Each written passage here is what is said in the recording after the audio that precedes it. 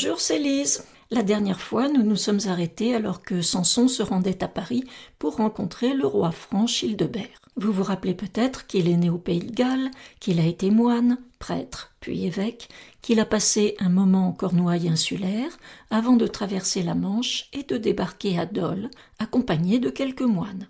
Parmi ces derniers se trouvait son cousin Magloire, qui deviendrait son successeur à sa mort. Comme il avait guéri la femme et la fille d'un homme qui l'attendait sur la côte, averti de son arrivée par une inspiration divine, celui-ci lui donna la terre qu'il choisirait sur son domaine. Au bout d'un moment, Samson et ses moines ont trouvé un endroit près d'un puits plein de ronces et de broussailles. Ils y ont construit un monastère. Ce fut l'origine de la ville de Dole, qu'on appelle aujourd'hui Dole de Bretagne, depuis un décret de 1924, sans doute destiné aux étrangers inattentifs qui se croiraient à Dole dans le Jura. En guise de réveil pédagogique, je vais vous raconter un petit miracle. Ils étaient installés dans leur monastère quand une nuit, au moment où ils chantaient les matines, les lampes s'éteignirent, impossible de les rallumer, et tous les feux étaient éteints également. Pourquoi ? On n'en sait rien, et ce n'est pas le propos. Ce qui compte, c'est que Samson est entré en oraison, et que les lampes se sont rallumées toutes seules, et les flammes ont jailli dans les cheminées. C'est une histoire validée par Albert le Grand. Voilà pour l'amuse-bouche. À présent, passons aux affaires sérieuses. Les relations politiques avec les Francs et la défense du patrimoine des moines. En Bretagne armoricaine, Conomore avait tué Iona, roi de Domnonée, épousé sa veuve et s'était décrété régent. Il refusait de se retirer pour laisser la place à Judual, fils de Iona et héritier légitime. La population disait que Conomore était un gros méchant, une sorte de barbe bleue, qui tuait ses femmes successives dès qu'elles étaient enceintes. On le nommait Conomore le Maudit. Conomore le Maudit, ça claque. Les hagiographes vantent le sens de la justice de Samson, sa compassion pour le peuple en souffrance. Il était ému de pitié, certes, mais son empathie avait très probablement ses limites, et s'il ne s'était pas agi d'un usurpateur cornouaillais, on ne sait pas s'il s'en serait mêlé. Judual était descendant direct de Riwal, originaire du pays de Galles, comme Samson. Samson avait une stratégie politique simple, ce qui appartenait aux Gallois restait gallois. Le voilà parti pour rencontrer Childebert. En route, il fait quelques miracles, afin que la rumeur le précède, comme le lui avait enseigné Iltude. En arrivant au palais du roi, il exorcise un très haut dignitaire possédé du démon. Encore une fois, je vous épargne les paroles ordurières du dignitaire sous l'emprise du diable. Il sort une fiole d'huile bénite, en répand sur le crâne, le visage et la poitrine du malheureux, et le guérit. Gros succès auprès des personnes présentes. On en informe Childebert, qui le reçoit immédiatement. Fort de son autorité thaumaturgique, Samson demande la libération immédiate du prince Judual afin de le replacer sur son trône. « Nein » fait Childebert, ou quelque chose d'approchant. Le moine prend son ton le plus diplomate. Il parle au nom de Jésus-Christ puisqu'ils sont entre chrétiens, mais Childebert n'en a rien à faire. D'ailleurs, les évêques bretons étaient considérés comme de dangereux dissidents par l'Église de Rome.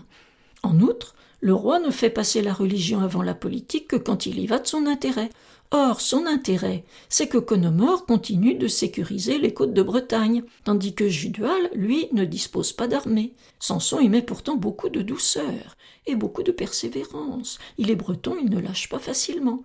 Mais, ayant épuisé toutes ses ressources d'affabilité, la réponse en face étant de plus en plus sèche et quasi outrageante, soudain, la colère le prend. Il donne un grand coup de bâton par terre. Heureusement, le sol était dallé, sinon une source aurait jailli, et ce n'était pas le moment pour les pitreries. Il se dresse face au roi, le maudit, lui et toute sa race, le menace de n'engendrer que des dégénérés s'il ne lui accorde pas la libération de Judual, et il sort, furieux. La cour du franc s'inquiète. Offenser un saint, un breton irascible, doté de pouvoirs magiques, ils évoquent les 7 plaies d'Égypte de la Bible. Samson n'est certes pas Moïse, mais il dispose d'un pouvoir de nuisance certain. Alors Childebert lui fait savoir que lui et la reine Ultrogoth l'invitent à dîner. Quelque chose dans le nom de la dame ne lui inspirait pas confiance. De mon côté, quand j'ai lu le nom d'Ultrogoth, Je l'ai imaginé enveloppé dans un long manteau de cuir noir, de grosses godasses, un collant déchiré aux genoux, des paupières et des lèvres noires, des tatouages partout, un collier de molosse et un piercing quelque part. Eh bien, si on en croit les hagiographes, c'eût été un moindre mal. Car à peine était-il assis à la table royale qu'on lui apporte une coupe de vin. Mu par un réflexe, il fait un signe de croix dessus. Et au moment où le serviteur la pose, elle lui explose entre les mains. Et il y a tant de poison dedans que la main qui tient la coupe éclate jusqu'à l'os. Une sale blessure vraiment. Bah, il l'avait cherchée. Ah, voilà notre chère Santez Anna. Samson. Salut Anna, ma grande. Comment va la patronne? Anna. Bah oui, ça va. Je suis contente de te voir. D'où arrives-tu? De chez Malo. Samson. Quelqu'un m'a dit que tu faisais un trou braise. Oui, c'est ça. Assieds-toi près de moi. Tu veux boire quelque chose? Je veux bien un verre d'eau. Tu préfères pas une bolée de cidre? J'en ai aussi. Anna. Non merci, plus tard peut-être. Tu es malade? Anna. Bah, j'avais oublié que les humains avaient un foie. Samson est mort de rire. Elle a la gueule de bois, la déesse mère. Anna baisse piteusement la tête. Un peu. Samson se lève et lui sert de l'eau. Tiens, ça va te faire du bien. Anna. Merci mon gars. Elle boit. Samson, as-tu faim? Anna. Non merci, ça va. Sur la route, les gens m'ont donné à manger. Ils m'ont parlé de toi, de la restitution de Judual sur son trône. Ils ont l'air contents. Ah, c'est ce que la dame ici était en train de raconter. Anna se retourne. Ah, bonjour madame. On en était à ma rencontre avec la reine des Francs. Laquelle? Ultrogoth, la femme de Childebert, une Wisigothe, je crois. Anna. Alors elle est comment? Tu sais, avec le temps, je n'existe que par mes hagiographes. Alors, selon celui de ma Vita Prima, Ultrogoth était une très méchante reine, soudoyée par des cadeaux somptueux de Conomore. D'autres ont dit qu'elle était tombée amoureuse du jeune prince et que c'était la raison pour laquelle elle s'opposait violemment à son départ. Anna. Une cougar? Une quoi? Quacoubé, quacoubé, quacoubé, quacou, quacou, quacoubé. Elle se tortille en chantant. Samson la regarde sidéré. Va falloir que tu arrêtes l'eau, Anna. C'est pas bon pour toi? Anna. Oh, c'est une expression du XXIe siècle, une mode de gamin. Ils répondent quacoubé quand on leur dit quoi? Quant à cougar, on disait ça des femmes qui s'intéressent aux hommes beaucoup plus jeunes qu'elles. Samson reste perplexe. C'est effectivement ce dont on a accusé Ultrogoth. Mais les historiens ne sont pas du tout d'accord avec cette réputation. Il n'en reste pas moins que, selon la légende, j'ai guéri la main du serviteur, ce qui a impressionné Childebert, qui a accepté que j'aille voir Judual. Alors, la Goth m'a fait donner un cheval fougueux qui jetait tous ses cavaliers par terre. Je l'ai apprivoisé d'un signe de croix, et j'ai terrorisé un lion qui est tombé raide mort. Anna. Trop fort! Samson, impassible, se lève, sans un mot, et va chercher une bolée de cidre. Tiens, bois ça. Anna boit une gorgée. C'est bon, Samson. Devant ma démonstration de pouvoir, Childebert a promis que je pourrais partir avec Judual et qu'il me soutiendrait contre Conomore. Anna. En chemin, j'ai entendu une autre version. On disait qu'en fait tu avais été un fin négociateur et que tu avais fait valoir auprès de Childebert l'intérêt qu'il aurait à prendre le parti d'un prince gallois, qui lui vouerait une reconnaissance sans faille et ne remettrait pas en question la suprématie des Francs sur l'Armorique. Surtout, avec vos liens familiaux outre-Manche à Judual et à toi, cela permettrait à Childebert de prétendre avoir de l'influence jusque sur la Grande-Bretagne. Samson. C'est plausible. Anna. Plausible, mais moins épique que la version de la Vita. Samson. Attends, il reste le dragon. Tu as encore tué un dragon? Childebert me l'a demandé si poliment que je n'ai pas pu refuser. Imagine, le fils du terrible Clovis, tout doux dans ses petits souliers. Nous avons appris à ton sujet que tu as déjà été vainqueur dans une affaire semblable, et c'est pourquoi nous souhaiterions, si cela ne devait te causer aucun tort, que tu nous en débarrassasses. On était loin du Nine initial. Je comprends maintenant pourquoi il n'y a plus de dragons, vous les avez tous égouillés. Tu as utilisé la méthode de l'étole ou celle de la ceinture cette fois? Samson. Le manteau. Ah oui. J'ai tenté d'être magnanime. Je ne l'ai pas fait mourir directement, je l'ai traîné en laisse jusqu'à la Seine, en chantant un psaume, puis je lui ai juste fait traverser le fleuve et lui ai ordonné de rester sous une pierre. Au final, ça n'a pas changé grand-chose, parce que quelques années plus tard, il a voulu ressortir, et là, pas de pitié, je l'ai envoyé se noyer dans la mer, comme les autres, mort sur le champ. Après le coup du dragon, le franc n'en pouvait plus de pamoison. J'étais un héros, son Siegfried personnel. Pour me remercier, il m'a donné les terres où j'avais chassé le dragon. Il y a fait construire un monastère, c'est lui qui payait. Anna, c'était où? À l'abbaye de Pintal, mais elle a été détruite, il reste des ruines à Saint-Sanson-de-la-Roque. Anna. Et Judual? Sanson, eh bien, j'ai laissé des moines superviser et gérer l'abbaye de Romanie. De Roumanie? Romanie, c'est-à-dire chez les Francs. En armorique, c'est tout ce qui n'est pas breton. Et c'est où la frontière des pays bretons? Sanson, ça dépend des siècles. Au mien, au 6e, tu traces en gros une ligne entre Dole et l'embouchure de la Vilaine. À l'ouest, c'est breton. À l'est, c'est la Romanie. Anna. Ah bon? Rennes n'est pas en Bretagne? Nantes non plus? Sanson.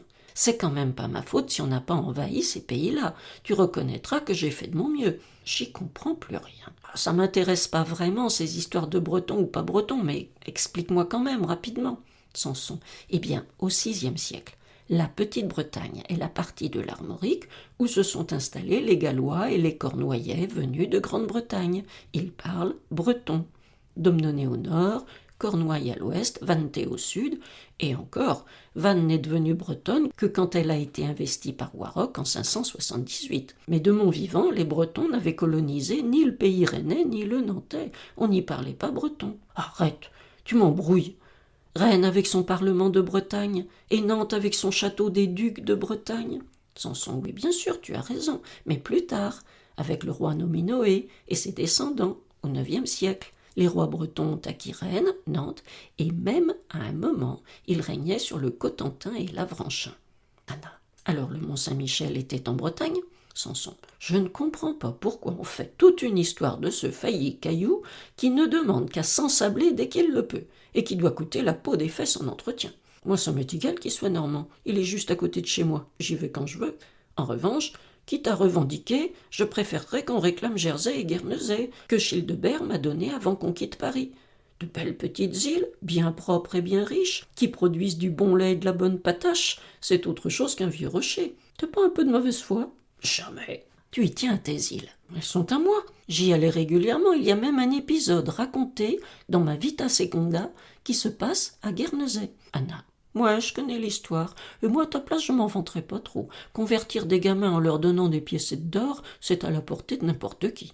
Il n'empêche qu'ils ont arrêté de fêter les calendes de janvier avec leurs débauches et leurs courses de chevaux. Anna. Ah, c'est pour ça que vous vous obstinez contre les courses de chevaux. C'est parce que c'est un rite païen. Je voudrais pas te décevoir, mais que ce soit les ripailles du Nouvel An ou les courses de chevaux, vous avez plutôt raté votre coup. Les traditions païennes ont la vie dure. Ils ont recommencé? Ah, on dirait bien. Sinon, je sais pas à quoi leur sert leur Channel Islands Horse Racing Authority.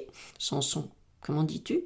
Si mon anglais n'est pas défaillant, c'est la Société des courses de chevaux des îles anglo-normandes. Sanson, les salauds! Et en plus, ils parlent la langue de l'envahisseur. Ils donnent un grand coup de bâton sur le sol. Anna, tu ne savais pas? Ça fait un moment pourtant. Et pour les calendes?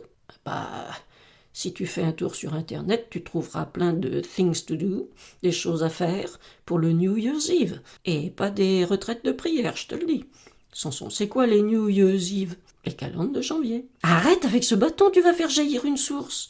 Raconte-moi plutôt comment ça s'est terminé pour Judual. Sanson. On a quitté Childebert, pris la mer, débarqué à Guernesey. Là, on a levé une armée. Quand le peuple de Domnonée a su que Judual était libre et prêt à intervenir, ils sont venus le rejoindre. Judual a débarqué sur la côte armoricaine et après plusieurs batailles, il a tué Conomor. Fin du règne du tyran. Anna. Bravo, Judual pouvait être reconnaissant. Sanson. Il l'a été. Il a fait de Dole un évêché et m'a donné autorité sur tous les autres évêchés de Bretagne. Judual a régné en paix et en bonne entente avec Childebert, mais après, les relations se sont tendues avec les autres rois mérovingiens. Anna, qui commence à ne plus être attentive, se lève et se prépare à repartir. Il y a quand même un truc que je ne comprends pas dans cette histoire. Si la Domnonée était un royaume double, de part et d'autre de la Manche, qu'en Grande-Bretagne, la Domnonée couvrait la Cornouaille et le Devon, pourquoi est-ce que l'usurpateur en armorique, c'était le Cornouaillais? Conomore, et par Riwal le Gallois. Mais bon, j'ai plus le temps, je reviendrai te voir. J'ai un bon bout de chemin avant d'arriver chez Paterne. Samson, tu passes par où? Anna, je vais traverser Brocéliande. Tu peux t'arrêter chez Méwen, il sera content de te voir. Et fais pas partie du Trou-Brez, Méwen. Samson, non, l'abbaye de Saint-Main n'est pas un évêché, donc elle ne compte pas dans le Trou-Brez. Ah oui, c'est sûr. Bon, mon Samson, merci pour tout. Avant de partir, je vais faire un tour dans Dole. J'ai vu que t'avais une bien belle église.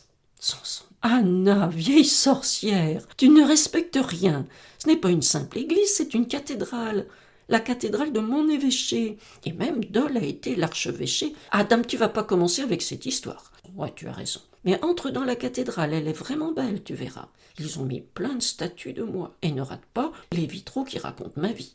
Anna, mon Samson, tu ne changes pas. Allez, merci pour cette belle discussion et pour le coup de cite. À bientôt. Merci à toi, Anna, c'était un plaisir. Anna, Kenao, Kember, Anna. Anna se retourne poliment. Au revoir, madame. Au revoir, Anna.